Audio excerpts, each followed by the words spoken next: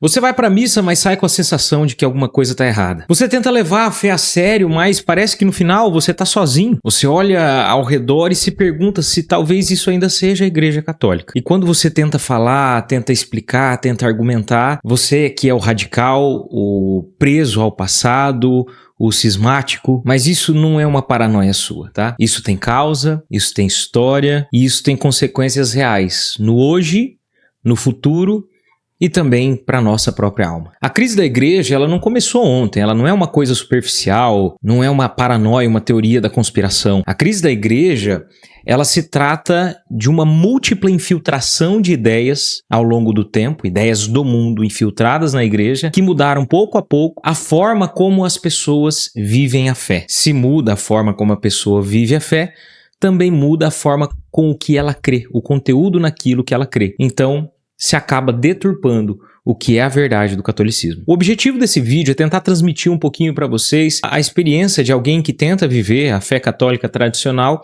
estando inserido dentro de uma paróquia moderna. Quais são as dores enfrentadas nessa situação e o mais importante, o que a gente pode fazer para não perder a nossa fé, para não perder a nossa sanidade e, é claro, para tentar elevar a nossa alma até a Deus. É claro que a salvação vem dele por graça, mas nós temos que fazer a nossa parte. Deus não nos salva sem a nossa participação. Existe um fato que muita gente quer esconder, jogar para debaixo do tapete, fingir que não existe, que é a real crise que hoje se encontra instalada na igreja. Não é uma crise de perseguição externa, igual foi na Europa pelos maometanos, igual foi no Império Romano pela perseguição aos cristãos no começo de tudo. Não. Ela é uma crise interna, por isso ela é mais sutil e também acaba sendo muito mais perigosa. Talvez a crise mais forte que a gente tenha vivido de forma interna antes dessa nossa atual foi o arianismo, combatida por Santo Atanásio, combatida por São Nicolau, por desvio do mundo se tornou o Papai Noel, mas foi o arianismo lá pro século 400 por aí, pelo ano 400. E as pessoas até brincavam, o mundo dormiu católico e acordou ariano. E foi algo muito difícil de se resolver. Só que durou menos do que essa crise que nós viemos vivendo hoje em dia. E também não devastou tanto quanto essa está devastando hoje. Desde a Revolução Francesa, se houve uma tentativa constante de ataques à igreja. A Revolução Protestante foi uma delas, a Revolução Francesa, a Revolução Comunista, a Revolução Liberal, a maçonaria. Então tudo isso veio tentando atacar a igreja. Eles viram que de fora era impossível de vencer. Então o que fizeram? Começaram a infiltrar pessoas na igreja para poder deturpar aquilo que de fora não se conseguiria vencer.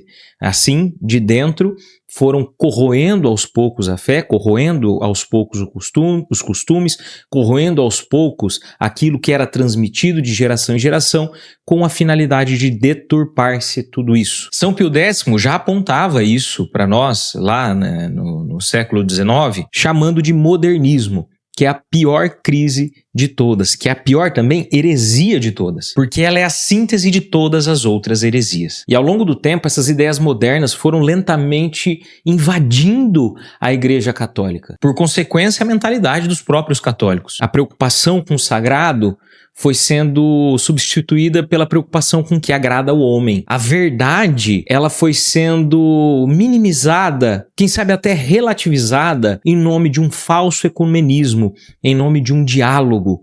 O ecumenismo verdadeiro não é o ecumenismo com outras religiões.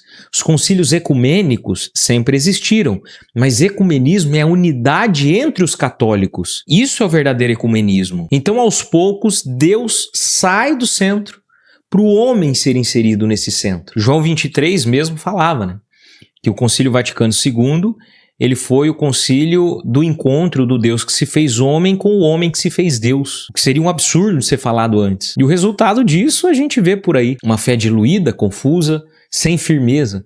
Só você pensar, hoje, quem está na sua paróquia que morreria pela igreja. Mas é nesse ambiente que a gente tem que tentar viver, que a gente tem que tentar também participar e também expor o que é doutrina, expor o que é de sempre, e a gente vai tratar tudo isso aqui nesse vídeo. Eu acho que uma das maiores dores que enfrenta alguém que quer realmente viver a fé católica estando inserido numa paróquia moderna é a liturgia. Você sabe que a missa ela é o sacrifício de Cristo, né? Ela é aquilo que aconteceu no Calvário trazida para o tempo presente. Então é o sacrifício do Calvário que se torna presente no momento da liturgia. Eu acho que se você entende isso, você também entende que ali está o que há de mais sagrado sobre a terra. É Deus que se faz presente. Mas em vez da gente encontrar esse zelo, em vez da gente encontrar essa reverência, o que a gente encontra é diametralmente o oposto. Só de ter se retirado, né, a liturgia tradicional, que expressava com clareza o exercício sacrificial da missa, já se abriu espaço para muitos sacerdotes, ou, bom, é difícil falar mal formados, só que talvez com malícia, deturpando aquele ambiente para que se torne só um banquete, né? A memória de um banquete, assim como fazem os protestantes. Então se tem deturpada a fé que se vive dentro da missa. As músicas, em vez de elevarem a nossa alma, levam a gente mais à distração, com aquele monte de bateria, com aquele monte de guitarra, um querendo cantar mais alto que o outro, mostrando que sabe cantar melhor. A falta de zelo no altar. A gente entende que os coroinhas, os acólitos, são para aqueles meninos que querem ter o discernimento se vão se tornar sacerdotes ou não, servindo ali o altar. E aí a gente vê, né, as meninas servindo também. Tudo bem se talvez fosse com um zelo maior, já não faria muito sentido, porque a menina não vai poder se tornar padre. Nunca. Mas ainda mais toda cheia de maquiagem, com coisa no cabelo, com brinco comprido, com, sabe, penteados, às vezes o cabelo solto pra frente. A mesma coisa com as ministras da Eucaristia, né, de unhas compridas, etc. Então é uma falta de zelo com aquilo que é mais sagrado ali no altar. Alguns momentos que nós deveríamos guardar o silêncio, guardar a reverência, ter como elevação, momento de elevação da alma para a oração mesmo, a gente vê se transformando como se fosse um show, né? Por exemplo, quando vão cantar os salmos, quantas vezes você já não viu pessoas cantando o salmo, dançando lá em cima do presbitério, pensando que é a Celine Dion, querendo fazer os melhores arranjos, os melhores melismas ali com a voz e acaba estragando com tudo. Então isso é real, eu tô falando aqui o que acontece na maioria das paróquias. Eu não tô generalizando, dizendo que é em todas. Eu sei que existem sacerdotes que são muito zelosos e esses sacerdotes eles também sofrem com essa crise que vem acontecendo. Mas eu tô falando numa generalidade porque as portas se abriram para isso. Então isso não é só um incômodo estético com o que está acontecendo ali, é um incômodo espiritual. Porque a gente percebe que o sagrado está sendo jogado para debaixo do tapete.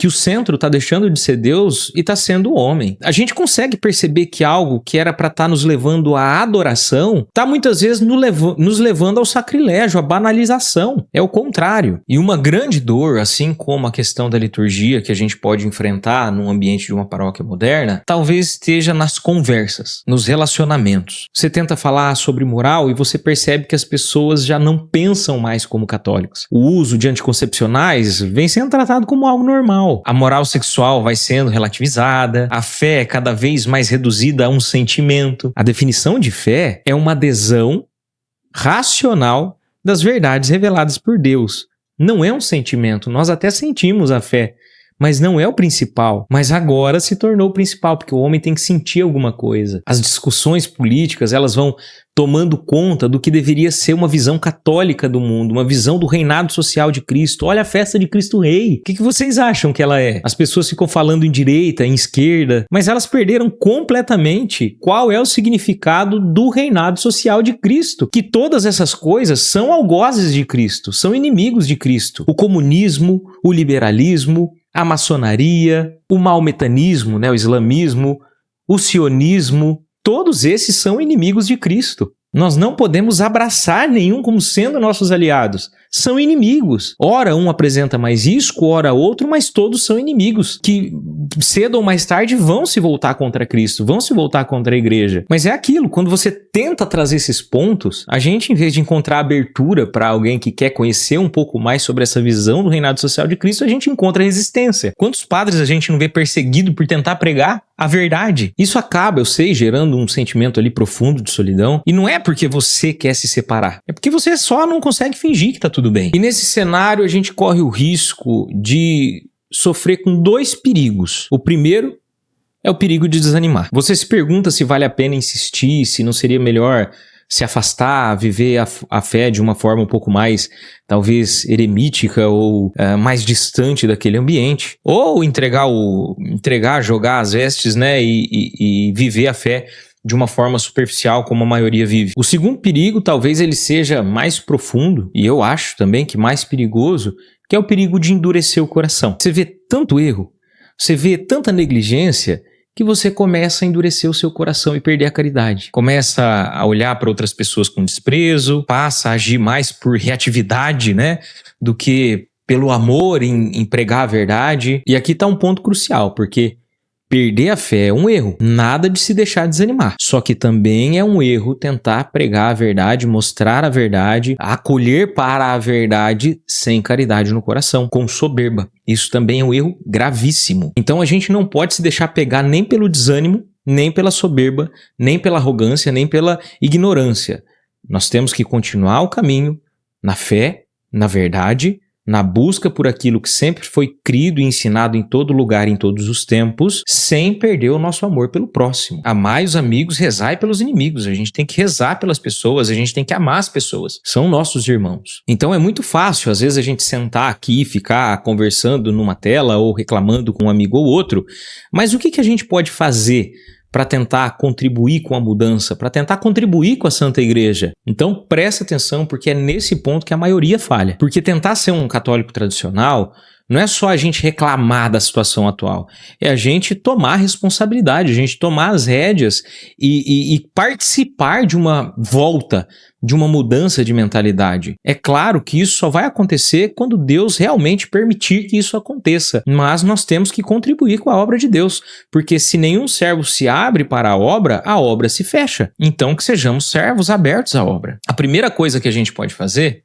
é entrar para a catequese. Tornar-se catequista. Se a gente reclama que a formação está fraca, que não está se ensinando a verdade, então a gente se torna catequista e tenta fazer o certo, tenta mostrar a verdade, tenta ensinar de forma mais clara as verdades de fé. Então ensinar o catecismo, formar crianças, formar adultos, instruir na fé, não é uma coisa secundária. É uma das obras mais altas que existem, ainda mais nesse cenário que a gente vive hoje. A segunda coisa que obrigatoriamente nós precisamos fazer é rezar tanto pela igreja quanto pelos nossos sacerdotes. Porque criticar é fácil, mas é difícil abrir o coração e rezar pelas pessoas, rezar pela situação da Santa Igreja. Os padres que te assistem aí também nos seus sacramentos, eles carregam um peso enorme. Muitos estão inseridos e também sofrem com essa confusão. E se você não reza por eles, você está abandonando eles no campo de batalha, porque esse campo é espiritual. E a terceira coisa que a gente pode fazer é buscar por grupos sérios, ou, se a gente não encontrar,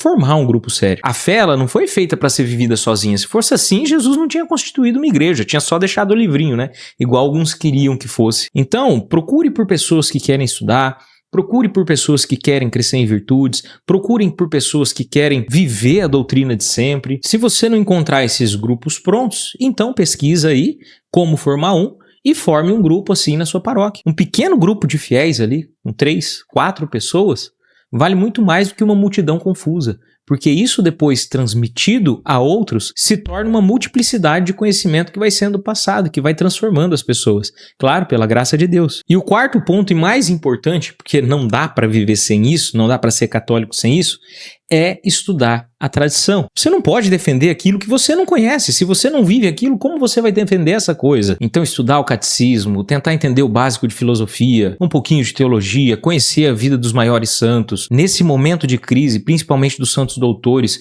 com excelência Santo Tomás de Aquino. E aqui eu quero dar algumas recomendações para vocês, né?